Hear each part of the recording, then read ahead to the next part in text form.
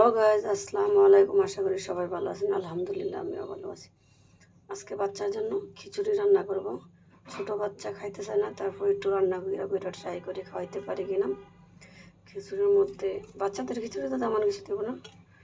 2টা খাল, 2টা জিরা, এলাচ, তেজপাতা, সাথে কাঁচামরিচ, পেঁয়াজ কুচি, সাথে আছে লগে গাজর, পেঁপে, আলু সব একসাথে দিয়ে দেব। তার সাথে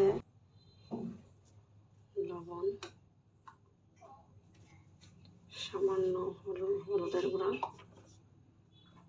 মরিচের গুঁড়া একদম অল্প, সাথে আছে তেল। মিশিয়ে নেব।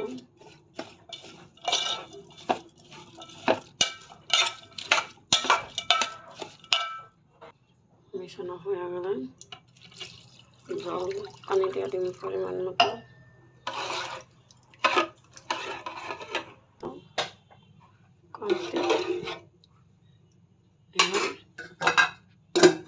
জায়গা দেব,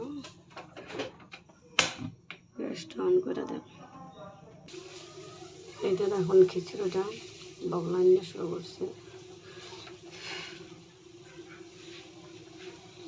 আমি গ্যাস কমাইতে গিয়ে বন্ধ করে লেগেছি, এখন আবার গ্যাস ওপেন করলাম, এখন কমাই দিলাম গ্যাসটা।